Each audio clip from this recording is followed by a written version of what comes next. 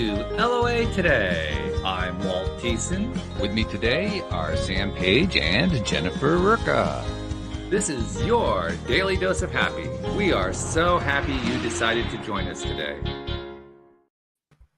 And the color of the day is green because we are joined today by a New York Times bestselling author whose book is called Gorgeously Green. Of course, that's not the only thing we're going to be talking about. We're going to talk about a lot of stuff.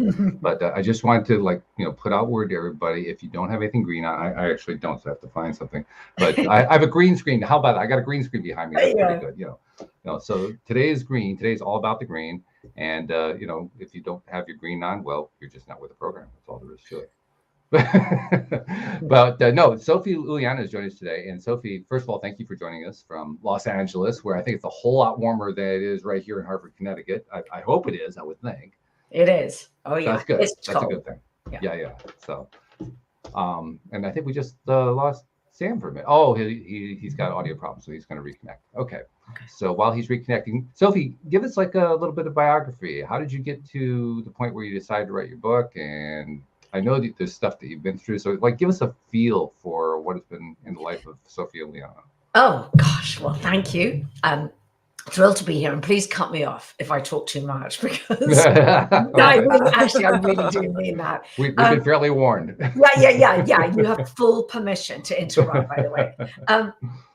So let's see. So I think your question was kind of a little bit of kind of why I wrote my first book and how I got into it, I think.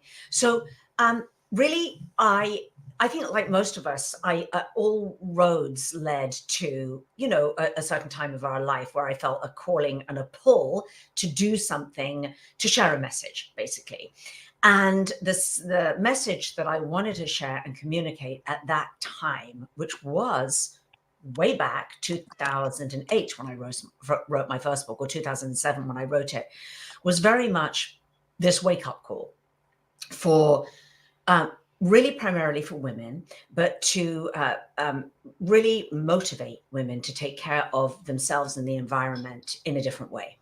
And so understanding this was before, by the way, being green or sustainable or anything like that was trendy. It was so untrendy at the time. It wasn't even funny. It was like, if you were talking about kind of green living, you were thinking compost toilet, off the grid, slightly strange, weird people, that kind of deal. And so my mission at that time was like, I want to make this so fun and engaging and gorgeous and just, everybody just wants to do it. And so that's why I wrote my book, because I understood the connection between health. As a woman at the time, I had a very, small child, and I was a young mother. And I just understood the connection between our health and the environment. And honestly, that there is no separation. The two are so closely related. And so I became very, very passionate about that. That's very good. Very cool. And you'd also gone through some stuff of your own back when you first started having children. Tell us that story. Well, when I first had my daughter, I was when I was pregnant, actually. This was before the age of kind of too much Googling and searching and all of that business. It was, my daughter's 21 now. So we're talking like 21 years ago. It's just amazing, isn't it, to think how things have changed. It happens fast, right?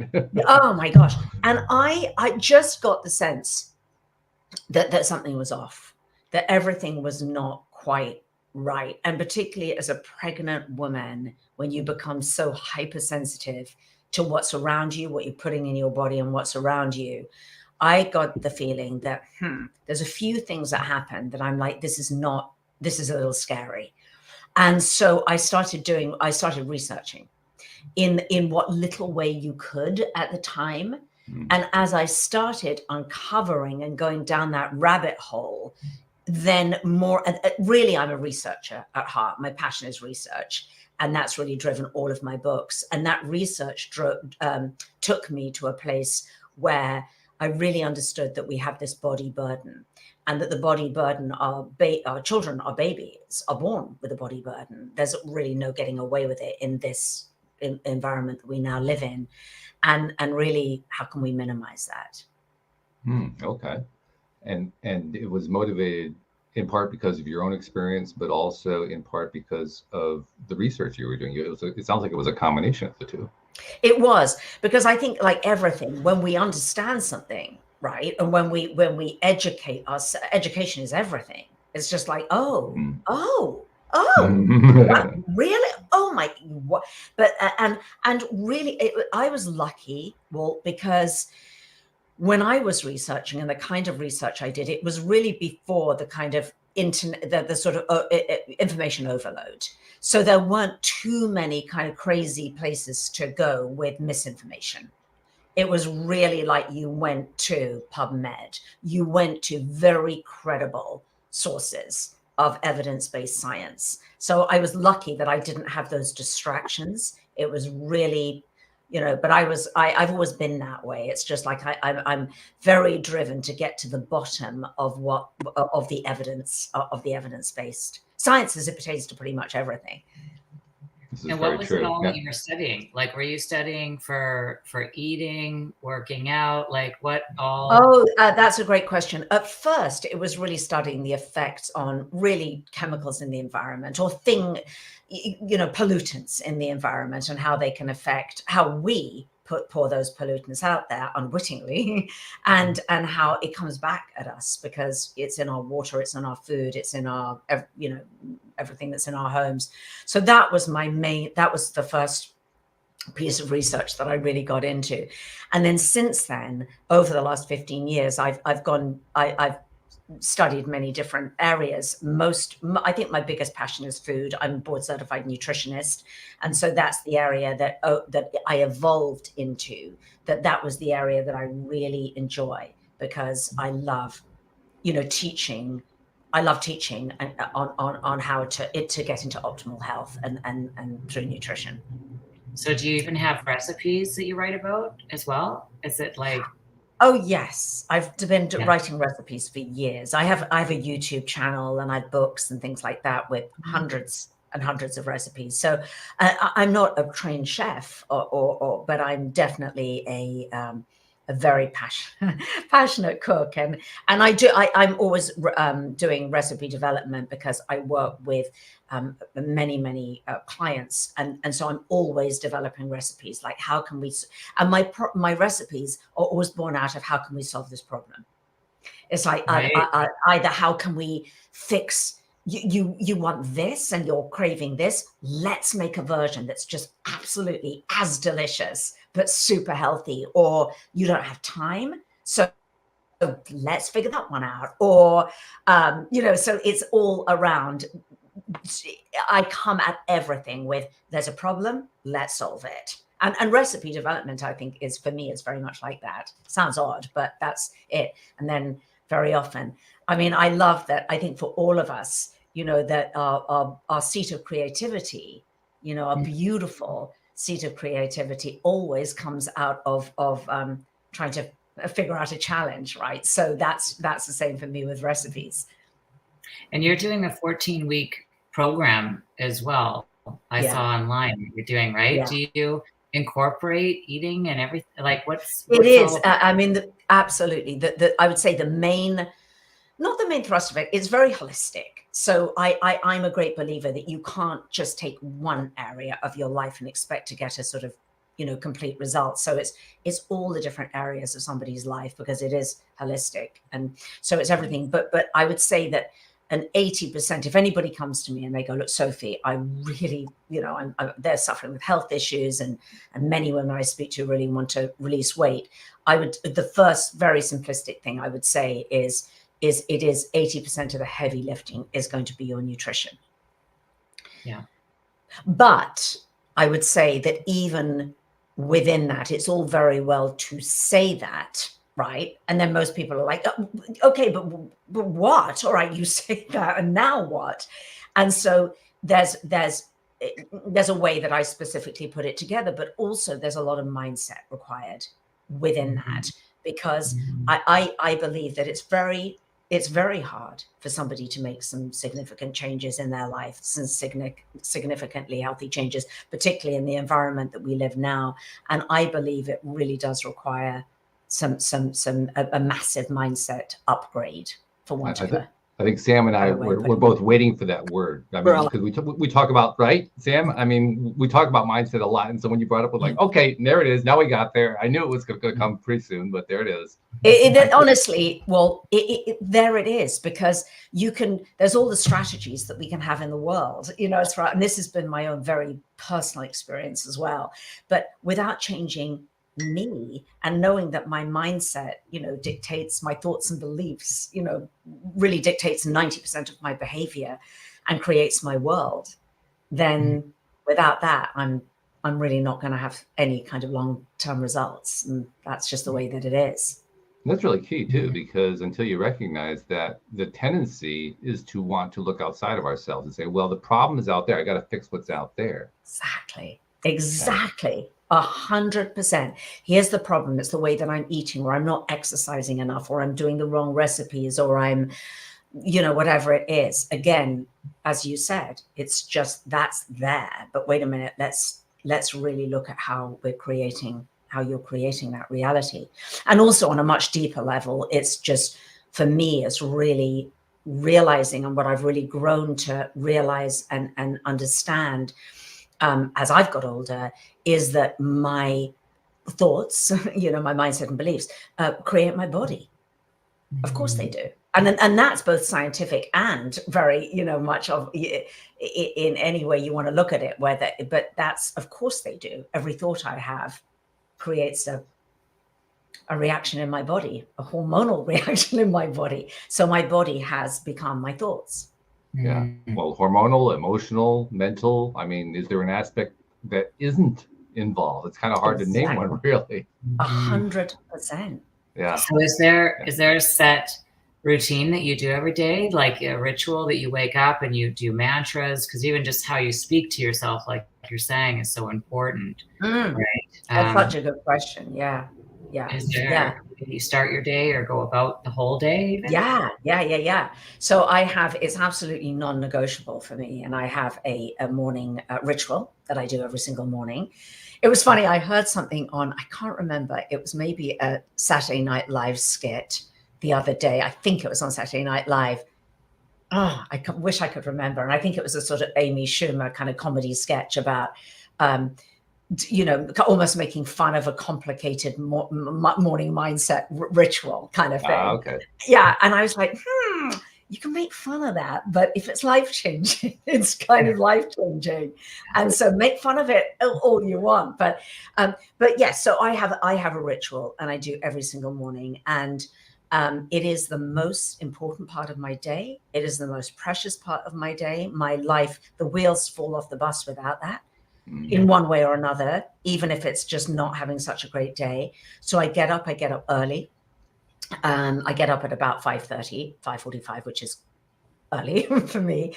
And then it starts. And I always do prayer and meditation. Always. That's the most important thing. Really, I think I can encapsulate it into its stillness, it's finding stillness. And I used to find that a little bit odd, because it seemed a little counterintuitive, that it's like, wait, you've just been asleep, and that was still, do you know what I mean? And now you're waking up and you're in that alpha brainwave state. But I found that the most powerful time for me to ease into that seat of stillness is when I'm in that alpha brainwave state. So I love it when everything's quiet and it's still a little dark outside, and the dogs are still asleep, and my husband's still asleep, and the house is, and then it's delicious for me. It's like, and then I'll get my hot, green tea or my lemon water or whatever I'm drinking, whether it's, depending on the season. And then I'll sit down and I'll really move into that stillness. And sometimes it's a little bit different, because I like variety within that routine, that discipline. So sometimes I will be drawn to a certain book or a certain reading, or even something that I've written, and I'm just literally drawn to it, and I'll be like, okay, I'm just going to read it. It's just, to me, it is so beautiful that if the intentionality is there, which it always is for me, and the belief that I always find whatever I need is always brought to me, and it always is. So it's almost like that book. I can be scanning a bookcase and I'll be like, that's what I need this morning. And then I'll open that and do a little bit of reading. And then I'll take that into a meditation. Then I'll do some journaling because I want to anchor things. I like to anchor distinctions. I like to do a little bit of journaling. It doesn't have to be a big deal. And then that's how mindset wise I start my day. And then I get into all the other rituals that I do. That what you described, how you just kind of picked that. You could look over and look on the bookshelf and just pick that book out and know that that's the one that's got the thing. That what you're describing there is what a researcher ultimately learns to do. They learn to tap in, so to speak, and get a sense of, okay, I need to go in this direction. When you're first starting out doing research, you're kind of all over the place. Just try this, try that, look over there, ask a question, all that kind of stuff. But as you get better and better at it over time, it does become intuitive, and that's what you're describing. You're describing the intuitive side of the research, and it becomes invaluable because now you're getting a whole lot more research done faster than you were getting done before. Thank you for that. I've never thought about it as being that way, and that's incredibly useful. Thank you. I've never had that perspective on it, but it's so true because as a researcher, you have got to get really part of probably being a skilled researcher is to really dig in and find the strands that really matter and then put those together. So on a sort of more technical and scientific level, absolutely. But I've never really put that to that mindset piece as well. So that's pretty helpful. Honestly, that was me tapping internally to what was going on, because I really didn't even know I was going to say that, honestly. And I was just really intrigued by what you were saying about the research, and then you brought this piece in about the mindset, and it just came together in my mind. I didn't pre-form it. There was no note. I didn't have an outline that I was following. It just kind of came together almost as I was saying it. But as I was saying, I said, well, yeah, that's exactly it. So thank you, man. I appreciate the validation. Yeah. And also just building on that and stacking on that is that, we're all researchers, we're all searching. Exactly. Right? And so that and I think part of that, and what I really teach my clients as well, is to really trust their intuition and to trust their, I'm going to use this now, or their sort of inner researcher, because and I am so passionate that to move into this place of stillness first is the most important thing, because otherwise, for me anyway, I'm in sort of beta brain, and then it's busy brain, and then because of the world that we live in now, it gets so distracting, and I can be distracted probably like anybody. It's addictive, the distractions, and so now, even more than ever, and I've seen this distraction addiction grow within myself over the last 10 years, but now even more so, it's even more important for me just to really dedicate that time, to whatever you will call it, spirit, God, higher self, quietness, silence, consciousness, whatever anybody wants to call it. I think we all know what that is, that we can only access in that place. Sam is an improvisational pianist, really fantastic pianist. And Sam, as she's describing that, I'm thinking that's part of the mindset you have when you're playing, right?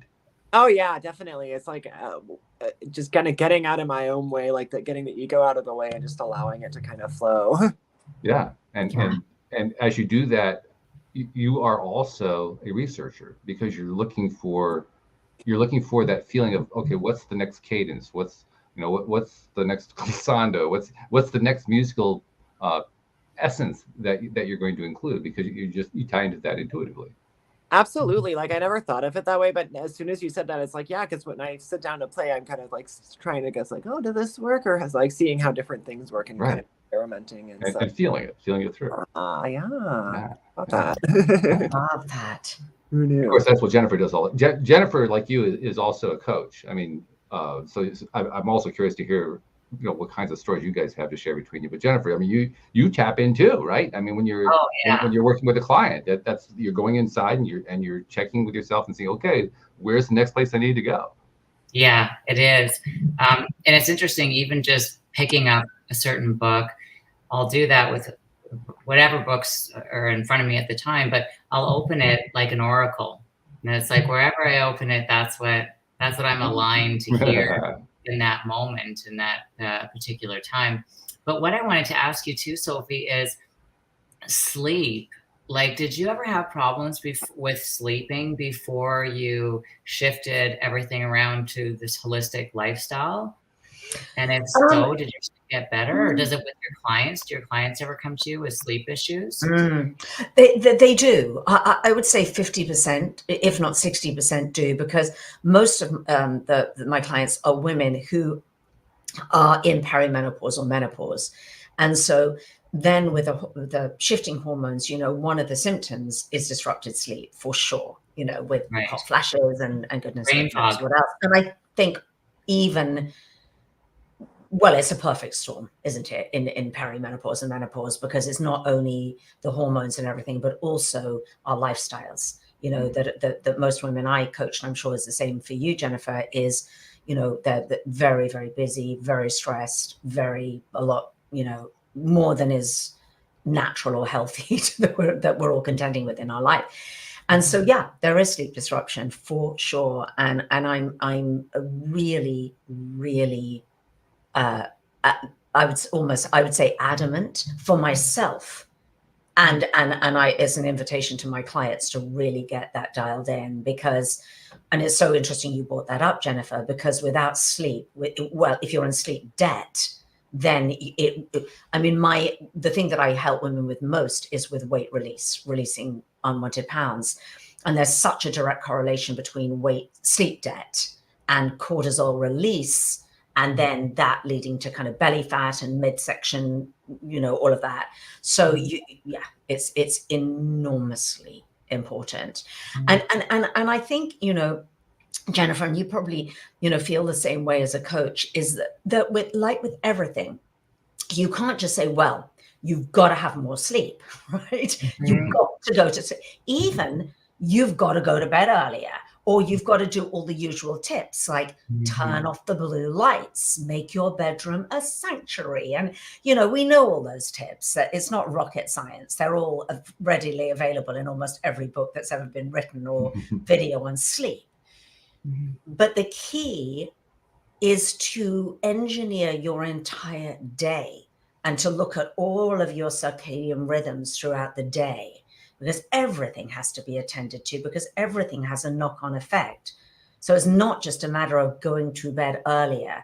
It's how do you set up your entire day? It's almost like the morning is more important. The morning will dictate your evening, and then your evening will dictate your morning. So it's really dialing in both those aspects of your day. But I think bookending the day is very, very important. Yeah, that's one. And then there's supplementation, and there's certain things that you can do, strategies that can be very helpful. But I think setting up the bigger picture to do with your circadian rhythms is the most important thing. I love that, because it is like a cycle. Like, I know for me personally, I'm like you, I got to get up in the morning and I like to just simply sit in nothing. Actually, one thing I will do is I'll go on YouTube and I'll find different sounds of fire crackling, like somebody has a fire lit outside, and I just listen to that in the background. So the fire's crackling, and I just close my eyes, and I like to just simply be amidst nothingness, because how often we do, and I'm like you, like I love to pray in the morning. I have conversations with God, or if you want to call it the creator, or meditation, and I do the same thing at night. So like how you were just saying, bookend the day, I was like, that's so beautiful way to put it, because that's exactly, what I do otherwise I do find my sleep is nuts. I'm up a lot, and I really have to bookend my day like that as well, so that there's this, you're coming out of bed, yes, but it's about setting the intention and grounding back into your body on an energetic level, and then doing further out the day, and then the same thing in the evening. So important. Yeah. It's a tough one, I have to say. I wish there was a sort of magic, cure for that, which doesn't involve a pharmaceutical, but it's there's a lot of, tweaking and again, I think almost like for everything, there's not a one size fits all. Mm-hmm. Everybody is so different. Their lifestyle is different. Their physiology is different. Their health is different. So there just simply isn't a one size fits all. Do you do retreats or anything, Sophie? I used to before COVID, and I used to do wellness retreats regularly, actually, and but then I stopped doing them, obviously, in during COVID. But actually, it was actually I'm happy that I did, because what I found was I love wellness retreats. I love them. And it is such a place for connection. It's that in-person connection that's so beautiful and powerful. But the one thing that I found was that women would come on a retreat for maybe 3 days, and then they'd go, oh, that was amazing. And I'm just completely, feel cleansed and reinvigorated and excited and passionate and blah, blah, inspired. Go back, get on a plane, go back to their life. And then within a week, life happens. And then they're just, and it just slowly, just everything goes out of the door. So that's one of the big reasons why I really wanted to create a program which really is about setting up every day, and especially setting up your day. Sorry, my dog's, it's not my dog. I thought my dog was there. Setting up your day, especially when things are really going sideways, because that is life, isn't it, for us, and things are going to happen and challenges are going to happen. And so that shift from, everything's perfect and we're here in the desert doing yoga and drinking green juices, and we're all like namaste and everything. And you get back and you face the people and you face the triggers that got you to that bad place in the first place. So my new way is, let's bring that difficult bit in now and let's deal with that. Yes. That's what I do. Yeah. That's really good. I agree. I love that, because what you're really doing is you're saying, I'm not going to try to eliminate these triggers and negative association things and so forth. I'm going to find a way to deal with them and maybe even embrace them, which 100%. Is an entirely different way of looking at it. Entirely. And I can see, Sam, because what we've sort of brought into this conversation a little bit, and I loved it when Sam was talking about the flow of the playing, is that in not resisting them, thank you for saying that, and bringing them in and allowing, then we get to kind of unpack it and tease it out. And I'm sure, Jennifer, for you as a coach, that's very much, what you do as well. But it's really, what I think, way back in the day when I was probably, I don't know, my 20s, it was the kind of Louise Hay sort of positive thinking, right? It's like, okay, a positive affirmation right away, and you've got it. And now that couldn't be so far from what I do now, because I believe that those affirmations and mantras and things, while they can be useful, they are negating the negative, which has to be unpacked and dealt with. So there is flow and allowing and embracing, to your word, your lovely word, Walt, in order for the healing to occur. I also want to mention, I really love your term, release weight. That's very carefully crafted, and I love the way you did that. Yeah. It's very carefully, because, it was actually a client of mine, and she said it on one coaching call that we have. I do group coaching calls. And I was like, oh my gosh. And she said, Sophie, she said, I've released this weight, which means that it's gone. It's gone. And she said, if I lose something, then I'm going to go and find it again. Go find it, yes. And I went, oh my gosh, give me a pen and paper. I've got to write that down now. Because it's so true, isn't it? And the women that I work with, it's just, it is. They lose and then they gain, and they lose and then they gain, in this awful cycle. But in order to really release something, you're not just releasing the pounds. Another client of mine really recently said, which was so beautiful. I do a sort of graduation when my clients graduate. And she said, Sophie, she said, in every pound of fat that I released, there was a story. Ooh. Ooh. There was a story. Yeah. Not only was there a story, but there were payoffs. There were trials and tribulations, but there were also joys, and there's a whole bunch of stuff. And protection, and many reasons for that being there, exactly. So that's it, really. That's the crux of it. What also, about we're talking? I'm sorry. No, go ahead, Jennifer. No, you go ahead. You go ahead. All right. What I was thinking of is when you guys were talking about your morning and evening routines and enjoying the stillness of it and the silence of it. One thing that occurred to me was it's not all that long ago for me, maybe 4 or 5 years ago. I had all kinds of chatter going on in my head, and it would happen from the moment that I woke up. Now, I know what I went through and what ultimately worked for me to eliminate that chatter. But I'm curious, first of all, did you have any kind of issues with chatter like that? And if you did, was it the meditation that helped you get rid of that, or was it some other activity? How did you get the chatter out of the way? Because until you get the chatter out of the way, it's not going to be quiet. Mm-mm. Well, for me, the chatter is just a thing.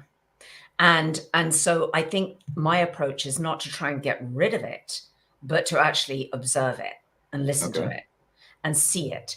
And so I like to observe the chatter. I love to hear what it's saying. So, we have a name for it. We give our that part of us in my program a name, because it's often that part of us, whether you want to call it the ego or the, whatever it is, but it is that voice that will, is not very kind a lot of the time. It's no kidding, really? Oh, let's be goodness. honest. And that chatterbox of mine, she does push-ups while I'm sleeping. So I can go to bed with this beautiful intention and affirmation and everything, and then wake up in the morning and first thought is like, it starts. And so for me, what I found, I think, well, I've been meditating for about 30 years. And so for those, you're all meditators here, I think. And so, how you sort of go through phases with meditation. Oh, yeah. And the only times that I've ever really found meditation unpleasant or struggle is when I go into that phase of any kind of shoulding.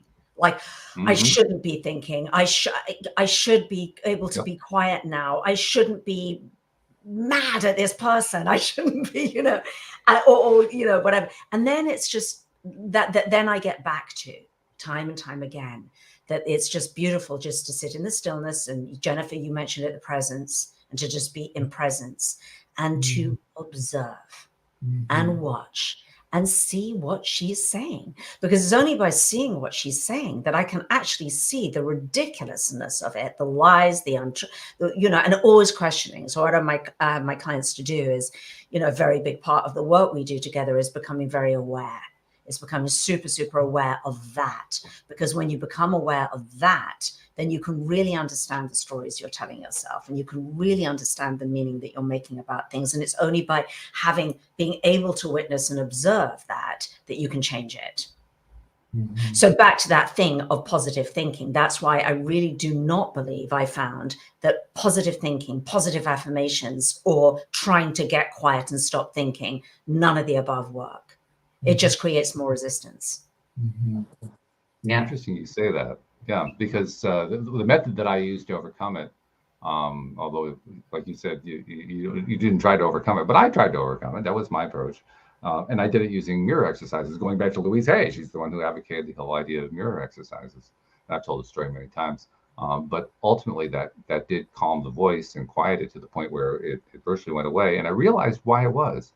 It went away because it was really my own insecurity coming out. And the mirror exercises helped me build up my self-confidence. Well, once you build up your self-confidence, the insecurity kind of disappears.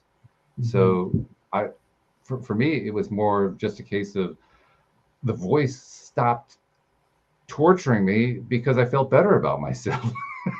Can you describe, I'm very curious. One thing I just want to say is when you said that, your kitty cat just, I don't know if it's a boy or a girl, but put their little paw on your shoulder and gave you this little beautiful nudge. It was so sweet. But I'm curious, can you talk, I'd love to know what exactly specifically, how do you do the mirror exercises? Well, I've told this before, and I'll tell you how it started because it's my way of making it easier for everybody else to do it. My first day doing mirror exercises went something like this. I love you. Oh God, I can't do this. That was day one.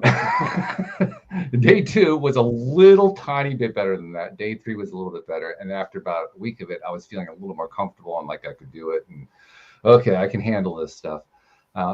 By around the second week, I couldn't tell you what it was, but there was something that was changing.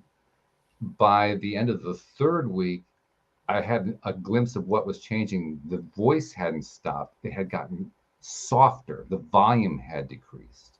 And by day 28, it took me a while to recognize it. And I realized, wait a minute, where did the voice go?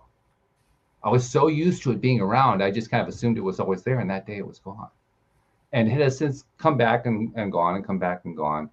And it finally has over time gotten to the point where it's really just me talking with myself. It's not me torturing myself anymore.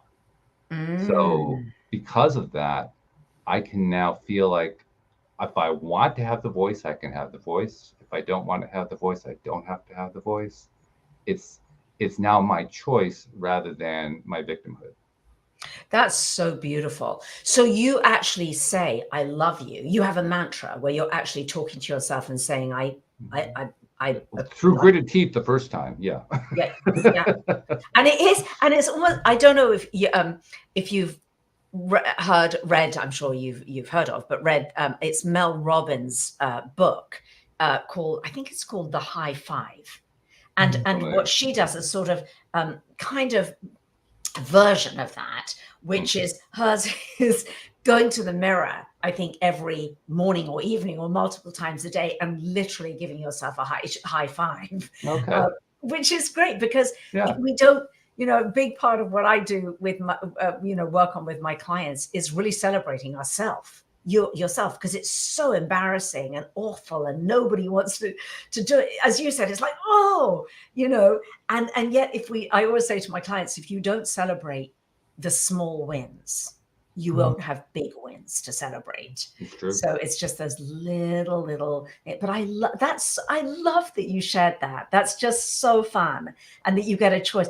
Do you, when the other voice comes back, when the critical or the sabotaging or whatever, how do you handle that? Do you remind yourself, okay, we've, gone time to go back to the mirror, or how would you handle that? I think that's kind of where I go to what you were talking about. Listening to it and getting a sense of what it's trying to tell me, appreciating the message. And in that appreciation, that's what silences the voice. Because that voice really just wants to be heard and acknowledged. Actually, and what's interesting is that it's only by giving it the opposite. It's almost like a bully, isn't it? It's only by standing up to the bully, if you like, and going, stand to one side, I love you. So, I love you. You're giving yourself that. But it's only by doing that then the bully is kind of really going to show up. Otherwise, it can just sort of stay in the background and just quietly keep on coming up behind you. But I love for you, you're like, okay, I'm taking control now. I'm driving the ship, and this is how I'm going to acknowledge myself and love myself. And this is what I'm going to do. I love that you're standing up for that. And that's it's also, the phrase is, I love you. And as we all know, the power of love to overcome hatred, fear, fill in the blank, whatever your favorite low vibration emotion is, love overcomes all of that. So when you start, even if you don't really feel it yet, when you start using the word associated with that feeling and giving it to that voice that's been torturing the heck out of you, it creates a disharmony within the voice.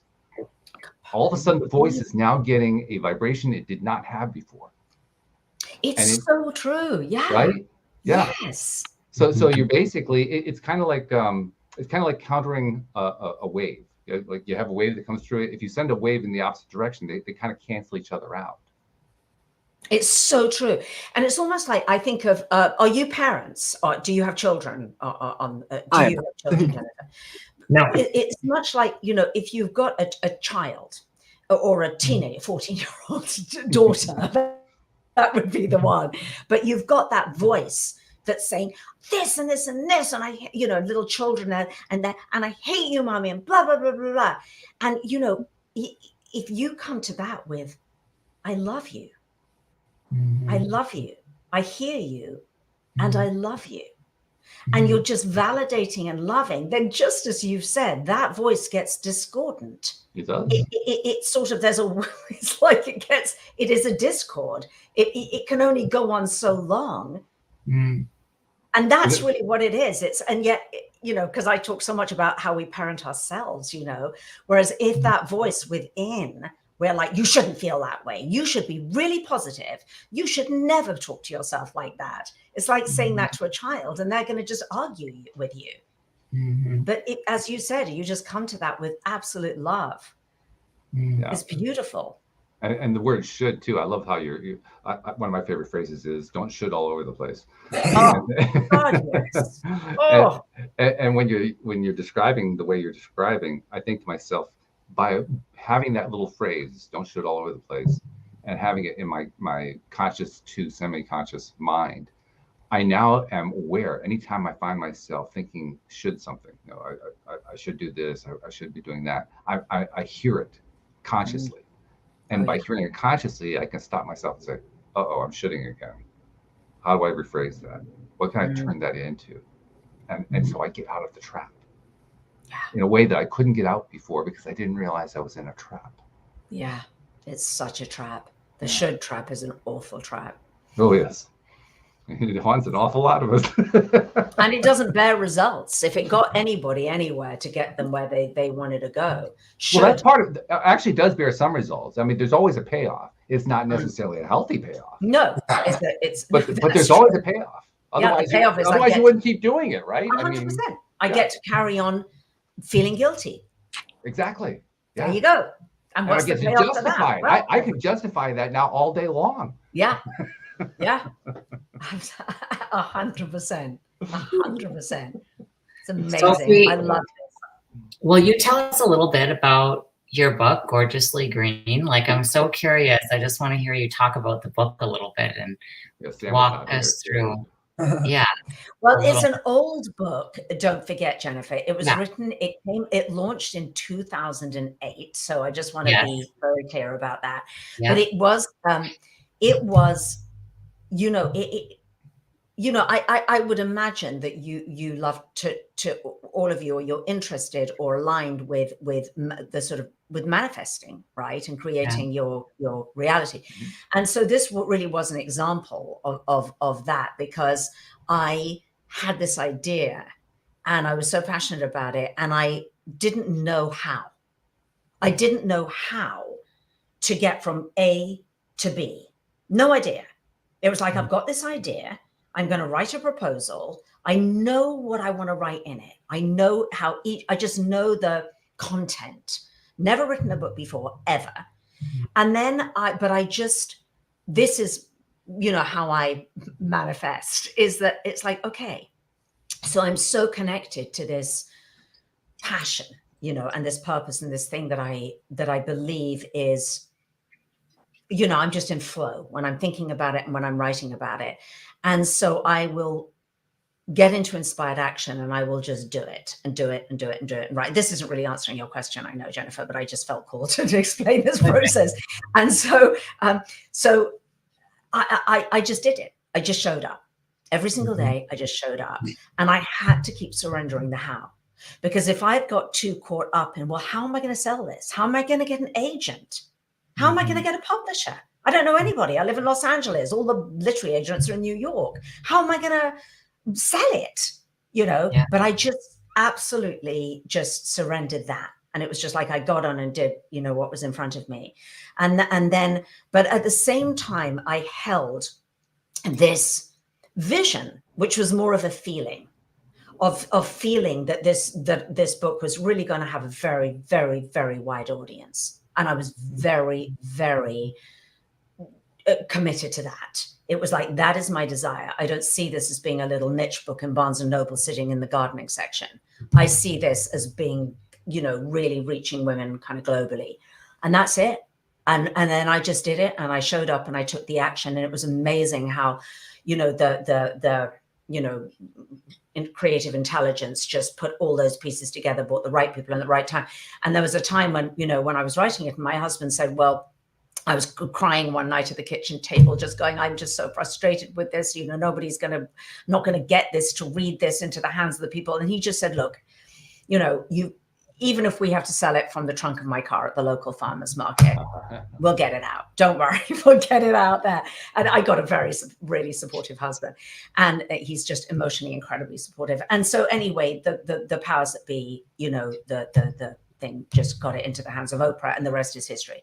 Yes. So the actual book itself, to answer your question, is really, it's just simple steps. So it's simple steps to live a greener way of life. And I kept it really simple. And actually, it's a good reminder for me, because I tend as a researcher to want to complicate things. I think that's my Achilles heel, is that there's so much that I want you to know that I just tend to put too much in to everything I do. And so what was really great was that I had a wonderful editor, which was my husband. And I was talking him through the book, every single thing that I would say, he would say, I don't understand what you're talking about. And I go, well, I'm explaining it to you. And he's like, nope. And he would go back to almost being like channeling his parents in South Georgia, sitting there, not having kind of any understanding or inclination towards this. And he's got it, like, it's got to pass the Joe and Bobby test. It's got to pass the Joe and Bobby and Georgia test. And I'm like, okay, I'll try again then. I'll try again. And he's like, nope, still too complex. Boil it down. I want 3 actions that I can take. Okay. And that was the process that we did. And actually, it's reminded me, because I did a lot. I spent like 10 years doing TV segments on, you know, crafting TV segments for all sorts of different, you know, TV shows. And it was the same thing. You know, the night before, I'd say to my husband, can I just go through it with you? And he'd go, sure. Like, okay, sitting in the kitchen, everything happens at our kitchen table. He's like, okay, go on, hit it. But his patience would be so thin that I knew that I had 4 minutes to if I could get him in 4 minutes, I'd nailed it. And so he's been amazing for me, because he's just helped me with my complex ideas and my passion to want to tell you everything. Soph, I got to get that message. And he would even say, okay, I'm Joe and Bobby. Not only that, but I'm totally distracted. I'm cooking. I'm on my social media. I'm on my iPad. I am not, you still have to get through to me. Were you coaching before you wrote the book, or did that come after? I've coached for a long time. I've been a mindset coach for many, many years, actually, for really almost 30 years. And so that's something that's always been my love. And I've done it in many different capacities, mentorship, you know, very much in a volunteer capacity as well. And so, so that was, then I sort of put more of my writing researcher hat on of those years of writing. And then I think I just came full circle to, in the last 3 years, really, to like, no, my biggest joy and love of my life is really coaching, because there's only so much that I think that you can really learn in a book or a YouTube video or something like that. It can definitely be a little, you know, spark that can go off. But my true joy is really helping women to really find a deeper transformation. So that's why I love coaching. Yeah. What's your driving factor with coaching? What is it that you love that just makes you say, yeah, this is what I really enjoy doing? I think it's that I love to see the shift. I love to experience and see or facilitate, because it really is not, you know, I can't drive that. I mean, you know, we're there as a in coaching, because it's interesting, because I sort of almost wear two different hats, because I have my consultant hat, which is my nutritional consultant, and then there's my coaching hat. And they're two very, very different hats to wear, even within one session with a client. So the nutritional coaching is obviously, here's what needs to happen and here's what you need to do. But then coaching is really sitting back and really listening. And as we've all spoken about today, and Jennifer, you mentioned, is getting that hunch, getting that inspiration, which I believe can only really arise through being very present. And it's being very present with another human being, so present that you can hear something or see something that they can't. And so I love having the ability to stand outside somebody else's story and being able to see what that is and see their blind spots and help them to edit that and change that story, and that facilitate, therefore, a shift. And that's really what I love to do more than anything else in the world. Yeah, me too. Does that sound familiar, Jennifer? Yes, 100%. Yeah, and I was just saying with a girlfriend yesterday, when there was a moment where a client of mine had an epiphany, and I energetically stall programs, so to speak. So I work on distant healing level, and then I also psychologically help clients process what's happening as I'm doing it. But there was a moment yesterday where that client had a breakthrough, and I get so happy. Like, it's like I win the lottery. I'm like, yes, I won the lottery every time. And so as you're talking, like, that's my cup of, to use your word, Walt, love, every day is when I do have those breakthroughs with clients. There's nothing that feels better to me. So that's when I know that I'm in alignment with my purpose and doing what I'm supposed to be doing here at this time anyways. I'm not a fortune teller, but at this time anyways. So yeah, it's so true. And I think also because I always have mentors and coaches, I always have had since I was, since I was in my late teens. And those mentors and coaches, and the right one comes in at the right time, and they have dramatically shifted and shaped my life and given me those paradigm shifts when I needed them along the way. And I still get coached, because I really believe that unless I'm participating in that part of my journey of evolving, then it's really hard to give that away to somebody else. So as you were talking, Jennifer, I was thinking, yeah, it's so true. It's not, it's loving seeing the shift in a client. But I think my ability to do that is because I experience those shifts within myself and have to, because I've never got it down. Never have I got it down. Never have I realized, never have I figured it out, ever. I'm just figuring it out. I feel really in alignment with you, because even in my book, I write about how I travel all over the world, still do, to find different healers and energy workers and coaches, because we never get it done. We never finish learning anything. So there's always more layers to peel back and to expose and to become raw and to keep educating ourselves, and 100%. So I'm 45 now, and I was looking at your website, and it's like you coach women over 45. And I'm like, okay, I fit into Sophie's bracket. I will. Very soon. I just hit that age. So yeah. You're so beautiful. I mean, you'll be in every way, you're just just beautiful inside and out. Oh, thank you, Sophie. Sam, I want to ask Sam, because when we were talking about, or specifically Sophie, when you were talking about how you've always had mentors and coaches in your life, and I know some of the coaches and mentors that have been in Sam's life, but Sam, do you find yourself relying on coaches and mentors as you as you journey through your life?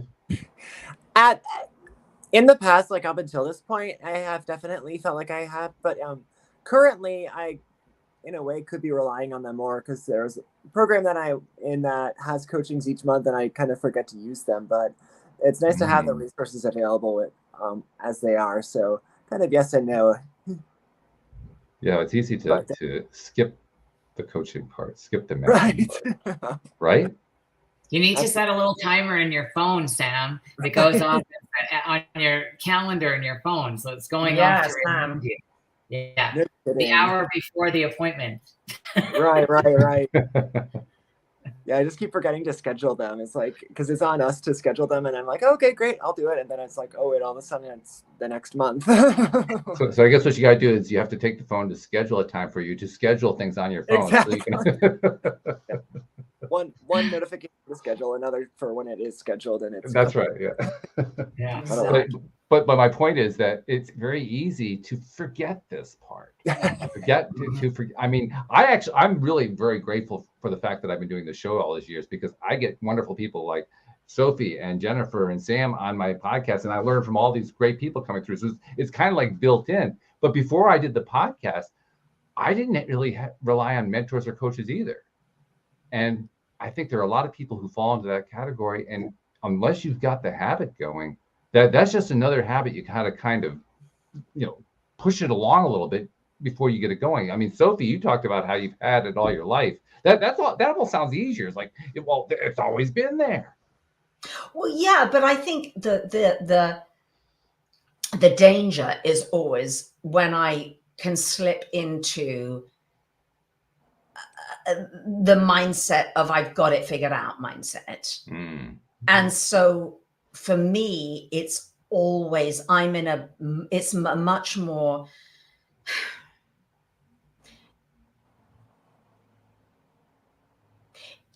being receptive to the wisdom that is not my own wisdom is the most important thing. That's when I'm really carried, whether that wisdom comes through somebody else or whether it comes through what I'm listening to in meditation, but it's really being receptive for that. And for me, it's really being humble enough to really go all the time, I need that, because I need, just as much as I love helping clients to see their blind spots and their stories, I need somebody to see mine as well, because there are a lot of them.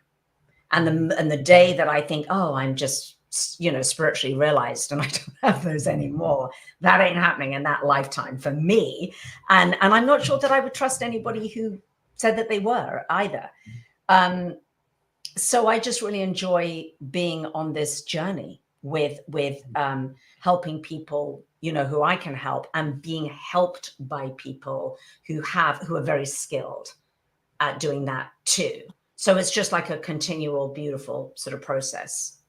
That's the researcher's curiosity, what you're describing. Yeah, it is. It is. It's absolutely. I am eternally curious to learning and growing constantly. That's a beautiful thing. I got to tell you, as usual, we have so many wonderful guests who come onto the show, and we're continuing our track record here because you're also a really wonderful guest. Tell people a little bit about your masterclass, because I know that that's something that you want to encourage more and more people to take advantage of. Sure, it's a masterclass. It's free, and you can just hop onto my website and you can watch it. And on the masterclass, I just simply go over 5, well, I call them the 5 essential shifts for women to lose unwanted pounds and to thrive in optimal health. And, the reason why I created these shifts, because we talked a lot about shifts today, was that I think sort of being in the wellness space, and particularly when I did a lot of, TV segments and seeing all of the, gurus and experts and whatever, and particularly, new year, new you, this is, what you need to do.